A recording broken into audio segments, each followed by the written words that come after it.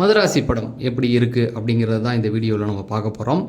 அதாவது ரொம்ப எதிர்பார்ப்போடு காத்திருந்தாங்க எஸ்கே ஃபேன்ஸ். ஏன்னா அமரன் அப்படிங்கிற ஒரு படத்துக்கு அப்புறமேட்டுக்கு எஸ்கேவை நம்ம பார்க்க போகிறோம். ஏன்னா அமரன் ஒரு நார்மலான கான்செப்டில் இருந்திருந்தால் கண்டிப்பாக இந்த படத்துக்கான எதிர்பார்ப்பு கொஞ்சம் கம்மி தான். ஏன்னா அமரன் ஒரு டிஃப்ரெண்ட்டான ஒரு படம். எஸ்கேவுக்கு அது புதுசான ஒரு கான்செப்டாக இருந்தது. ஒரு ஆக்ஷன் ஹீரோவாக அமரனை கொண்டு வந்திருந்தாங்க. அதுதான் இந்த படத்துலேயே அதை தக்க வச்சுக்குவாரா?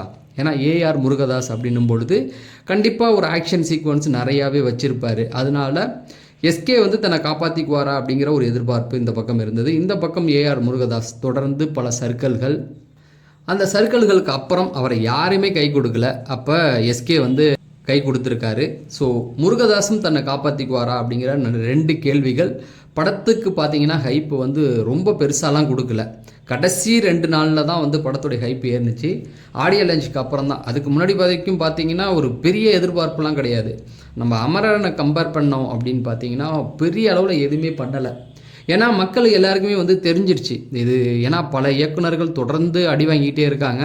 முருகதாஸ் சொல்லவே வேண்டாம், தொடர்ந்து போகிற வரவங்கள்ட்டெல்லாம் அடி வாங்கிட்டு இருக்காரு. அதனால் பெரிய எதிர்பார்ப்பு வேண்டாம், கொஞ்சம் கம்மி பண்ணியே அடக்கி வாசிப்போம் அப்படிங்கிற மாதிரி இருந்தாங்க. பட் எஸ்கே ஃபேன்ஸ் எல்லாருமே இந்த படத்தை பெருசாக எதிர்பார்த்தாங்க. முக்கியமாக கோட் படத்தில் தளபதி விஜய் அவர்கள் மீட் பண்ணும்போது துப்பாக்கியை கையில் கொடுத்தார் இல்லையா? ஸோ அது வேற ஒரு பெரிய மாசா, அது வேற சுற்றிக்கிட்டு இருக்கு இப்போ.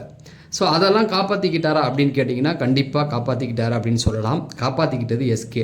படத்தோடைய அந்த ஒன்லைன் பார்த்தீங்க அப்படின்னா, தமிழ்நாடு அமைதி பூங்காவாக இருக்குது.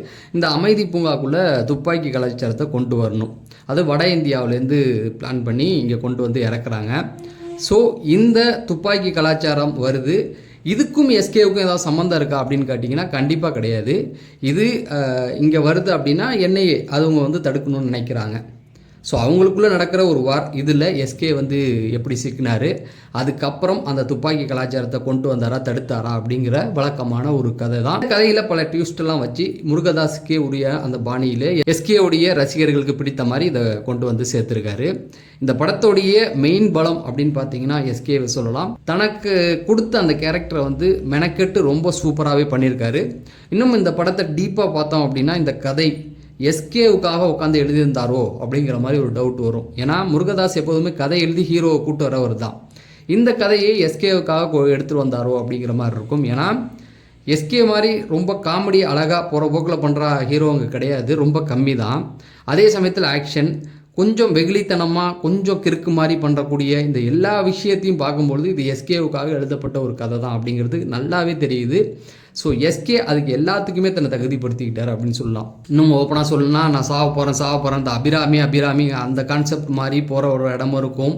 அதுக்கப்புறம் ஆக்ஷனில் இறங்கி வெறித்தனமாக அடிக்கிற இப்படி எல்லா இடத்துலையுமே நிறைய ஸ்கோர் பண்ணியிருக்காரு. எமோஷ்னல் வழக்கமாக இப்போ ஒரு 2 சீனில் இருக்குது. ஸோ அதையும் தக்க வச்சுக்கிட்டார் அப்படின்னு சொல்லலாம். ஸோ எஸ்கேவை பொறுத்த வரைக்கும் இந்த கதைக்காக ரொம்ப மெனக்கட்டுருக்காரு அப்படிங்கிறது நல்லாவே தெரியுது. அதே போல் பார்த்தீங்கன்னா எப்படி ஒரு பலமான வில்லன் தேவை இல்லையா? அதையும் வித்யுத் ஜமாலும் நல்லாவே போகிற போக்கில் துப்பாக்கி யார் கையில் இருந்தாலும் வில்லன் நான் தாண்டா அப்படிங்கிற அந்த ஒரு இதுதான். ஸோ அவரும் அவருடைய ஒரு சில விஷயத்துக்கும் ரசிகர்கள் கைத்தட்டல் கொண்டாடுகள் இருந்தது. ஏன்னா அவர் அந்த பக்கம் பார்த்தீங்கன்னா பெங்கால் பக்கம் அவர் ஹீரோ, அங்கே அவர் தான் ஹீரோ. பட் அவரை பிடிச்சி இங்கே கொண்டு வராங்க. பட் அவருடைய ரோலையும் அவர் சிறப்பாக பண்ணியிருக்காரு அப்படின்னு சொல்லலாம். இன்னும் கூடுதலாக சொல்லணும்னா முருகதாஸுடைய அந்த ஸ்க்ரீன் பிளே இருக்கு இல்லையா, அதுவும் பல இடங்களில் ஃபர்ஸ்ட் ஹாப்லாம் எடுத்துக்கிட்டிங்க அப்படின்னா காமெடி எஸ்கேவுக்கே உரித்தான அந்த காமெடி இருக்கும். அப்படியே செகண்ட் ஹாஃபில் பார்த்தீங்கன்னா ஆக்ஷனை தெறிக்க விட்டுருக்காரு அப்படின்னு சொல்லலாம். ஸோ ஸ்க்ரீன் பிளே வைஸாகவும் முந்தைய படங்களை கம்பேர் பண்ணும்பொழுது சர்க்கிள்கள் இருந்தது இல்லையா, அதெல்லாம் கம்பேர் பண்ணும்பொழுது அதில் தன்னை காப்பாற்றிக்கிட்டார் முருகதாஸ் அப்படின்னு சொல்லலாம். அதே போல் சினிமாட்டோகிராஃபி இந்த படத்தோடைய மெயின் ஹீரோ அவங்களும் சொல்லலாம். ஏன்னா செகண்ட் ஹாஃப்லாம் வெறித்தனமான ஃபைட் சீன்லாம் இருக்குது. ஸோ அதெல்லாம் படம் பண்ண விதம், அதை அந்த கலர் டோன் மாறாமல் அது மூவிங்கில் கேமரா வைக்கிறதுலாம் சாதாரண விஷயமே இல்லை. பட்டையை கிளப்பிட்டாங்கன்னு சொல்லலாம். எடிட்டிங்கும் அப்படி தான். ஸோ அதுக்கப்புறமேட்டுக்கு பிஜிஎம் பொறுத்த வரைக்கும் சலம்பல சாங் ஹிட் ஆகிடுச்சு. அதே போல் பிஜிஎம்மில் சில அந்த ஹாலிவுட் படம் பார்த்தா அந்த எஃபெக்ட் கிடைக்குது. ஸோ அணியும் சூப்பராக பண்ணியிருக்காரு. இன்னும் ஓப்பனாக சொல்லணும் அப்படின்னு டெக்னிக்கலாக இந்த படம் சக்ஸஸ் தான். ஆனால் அந்த அளவுக்கு ஒன்றையும் பார்த்து கொண்டு வந்திருக்காங்க அப்படின்னு சொல்லலாம். ஸோ இதெல்லாம் ப்ளஸ்ஸாக இருந்தாலும் மைனஸ் அப்படின்றது கண்டிப்பாக இருக்கும். இதில் நம்ம புரிஞ்சிக்க வேண்டிய விஷயம் என்னென்னா நிறைய ரெஃபரன்ஸ் வந்து இதில் எடுத்துகிட்டு வந்திருக்காரு. அவருக்கே உரித்தான படம் வந்து கஜினி. அவரே சொல்லிட்டார் கஜினி இருக்கும், துப்பாக்கி இருக்கும் அப்படிங்கிறதுலாம். எனக்கு ரமணா கூட இருக்கும். அந்த மாதிரி ஒன்றுத்தையும் வந்து அவர் தேடி பிடிச்சி கொண்டு வந்த மாதிரி தான். இப்போ நம்ம வழக்கமாக பார்க்குற அந்த சினிமா பாணியும் உள்ள புகுத்திருக்காரு. இது முருகதாஸ் படம் தானா? ஏன்னா மான்கராத்தி வந்து அவர் தான் கதை எழுதியிருந்தார். அப்பயே கேட்டாங்க முருகதாஸுக்கு இப்படி ஒரு கதை எழுத வருமா அப்படிங்கிற மாதிரி. ஸோ எஸ்கே அப்படிங்கிறதுனால கொஞ்சம் லாஜிக்கை மறந்துட்டாரோ அப்படிங்கிற மாதிரி தான். ரமணா படம் பார்த்தீங்கன்னா அந்த வில்லன் கேரக்டர் பாருங்கள், அதுக்கப்புறமேட்டுக்கு துப்பாக்கி படம், இப்படி அவர் படத்தில் ஹிட்டான படத்தில் வர அந்த வில்லன் கேரக்டரையும் இந்த படத்தில் வர கேரக்டரையும் நம்ம பார்க்கும் பொழுது எங்கேயோ தவற விட்டுட்டாரோ அப்படிங்கிற மாதிரி தான் இருக்கும். ஏன்னா சம்பந்தமே இல்லாமல் ஒரு கேரக்டரை கொண்டாந்து உள்ளே புகுத்தணுமே அப்படிங்கிற மாதிரி தான் எஸ்கேவை கொண்டாந்து புகுத்திருக்காங்க. அதுவும் வந்து பார்த்திங்கன்னா அவருக்கு ஒரு சில ப்ராப்ளம்லாம் இருக்கும். படம் ஆரம்பித்து ஒரு 15 நிமிஷம் கழிச்சு தான் அவர் உள்ளே வராரு. வந்ததுக்கப்புறம் இந்த ஃபஸ்ட் ஹாஃப்லாம் பார்த்தீங்க அப்படின்னா நான் சாக போகிறேன், அந்த லவ் ஃபெயிலியர், அந்த மாதிரி காமெடி அதோடு கொண்டு வராரு. ஸோ ஆனால் அதுக்கப்புறமேட்டுக்கு யாரோ ஒருத்தரை பலி கொடுக்கணும் அப்படின்னும் போது எஸ்கேவை உள்ளே அனுப்புவோம், அவரை பலி கொடுத்துருவோம் அப்படின்னு பிஜிமேனன் நினைக்கிறாரு. ஸோ அவரை கொண்டு போகிறாரு. ஆனால் இதில் எஸ்கேவை கொண்டு வந்த அந்த ஒரு இடம் இருக்குது பாருங்களேன், அதுவே வந்து தேவையில்லாமல் பொருத்தி விட்ட மாதிரி இருக்குது. ஒரு கதையோடு ஒன்றிச்சு போகிற மாதிரி கிடையாது. அது ஏதோ கொண்டு வரணும். ஒரு 2 பேருமே பிஜிமேனனும் எஸ்கேவும் ஒரே ஆஸ்பத்திரியில் இருப்பாங்க. அப்போ அதில் பழக்கத்தில் வந்து அவரை கொண்டு போகிற மாதிரி இருக்கும். எஸ்கேவும் அதை ஒத்துக்கிறாரு. அதுக்கான லாஜிக் விஷயங்களும் காரணங்களும் இருக்குது. பட் அது வந்து ஒரு ஆர்டிஃபிஷியலாக இருந்தது. முருகதாஸுடைய படத்தில் இப்படி வராதே அப்படிங்கிற மாதிரியான ஒரு விஷயம். ஃபஸ்ட் ஹாஃபில் பார்த்தீங்கன்னா காமெடி இருக்குது, அந்த ஃப்ளாஷ்பேக்கு போகுது, அந்த விஷயம் லவ் இப்படி எல்லாத்தையும் கொண்டு வந்து போகிறாங்க. ஒரு கமர்ஷியல் படத்துக்கான எல்லா விஷயத்தையும் வந்து அதில் வச்சுருப்பார். செகண்ட் ஹாஃப் பார்த்தீங்கன்னா அந்த வழக்கமாக செகண்ட் ஹாஃப் அந்த இன்ட்ரோலுக்கு முன்னாடி ஒரு மாசான டைலாக் இருக்கும், மாசான ஒரு சீன் இருக்கும் முருகதாஸ் படம். இந்த படத்துலையும் அப்படி ஒரு விஷயம் வச்சுருக்காரு. சூப்பராகவே இருக்குது, ஒர்க் அவுட் ஆகிருக்கு. அதுலேருந்து படம் பிச்சுக்கும் அப்படின்னு பார்த்தீங்கன்னா கண்டிப்பாக போகுது. ஆனால் என்ன அப்படின்னா ஆக்ஷன் சொல்லி எஸ்கேவை வந்து கண்டிப்பாக ஆக்ஷன் ஹீரோவாக நம்ம கொண்டு வந்தே தீரணும் அப்படிங்கிற மாதிரியே கொண்டு போயிருக்காரோன்னு தோணுச்சு. ஏன்னா full and full action okay தான். எஸ்கேவுக்காக படம் பண்ணுறீங்க, எல்லாம் ஓகே தான். அதுக்குன்னு நீங்கள் முன்னாடி பண்ண படத்தெல்லாம் மறந்துட்டீங்களோ அப்படிங்கிற மாதிரி தான் எனக்கு இருந்தது. இப்போ துப்பாக்கி படத்தோட கம்பேர் பண்ணும்போனா படம் தொடங்கினதுக்கு அப்புறமேட்டுக்கு ஒரு காரணம் இருக்கும்.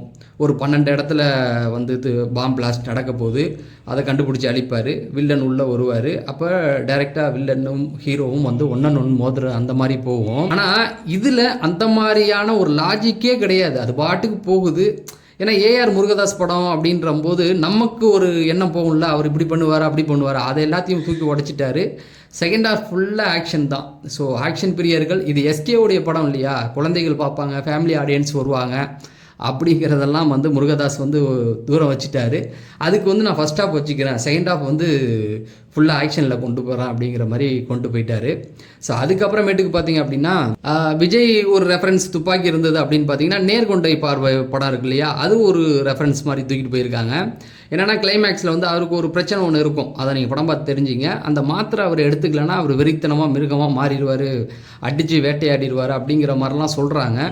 அது ஐ திங்க் அதை வந்து நேர்கொண்ட பார்வையில் அஜித்துக்கு வந்து காமாக இருப்பார், அந்த வலியோ ஏதோ ஒரு பெயின் மாத்திரை எடுத்துக்குவார். அதை எடுத்துக்கல அப்படின்னா அவர் வந்து வேறு மாதிரி ஆயிடுவார் இல்லையா.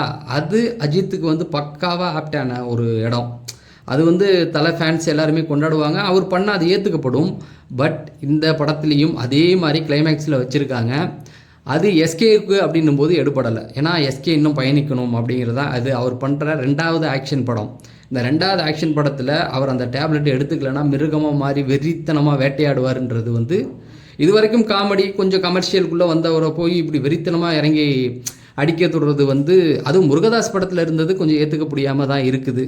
மற்றபடி இந்த படம் வந்து எப்படின்னு சொல்கிறது அப்படின்னு பார்த்தீங்கன்னா ஒரு ஓகே ரகம், அவ்வளோதான். ஏன்னா ஆஹா ஓஹோலாம் கொண்டாடுறாங்க எல்லாம். ஆனால் கொடுத்த காசுக்கு வந்து ஒருத்தான ஒரு படம் தான். ஒரு பெரிய இமாலய வெற்றி அப்படின்னா அமரனோடலாம் இதை கம்பேர் பண்ணிக்க முடியாது.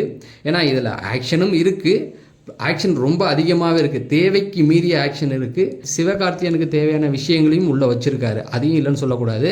பட் நம்ம எதிர்பார்ப்பை இது பூர்த்தி செய்யலை. ஏன்னா முருகதாஸோடைய துப்பாக்கி ரேஞ்சுக்கு இதை நம்ம எதிர்பார்த்தோம். இது துப்பாக்கி 2 இருக்கும் அப்படிங்கிற ஒரு எதிர்பார்ப்போடு நான்லாம் போனேன். பட் அதை விட கொஞ்சம் கம்மி தான் அப்படிங்கிறது. அதே போல் முருகதாஸுடைய முந்தைய படங்களுக்கு இது வந்து ரொம்ப பெட்டர் அப்படின்னு சொல்லலாம். முருகதாஸ் வந்து ரொம்ப சொதப்பிக்கிட்டு இருந்தார்.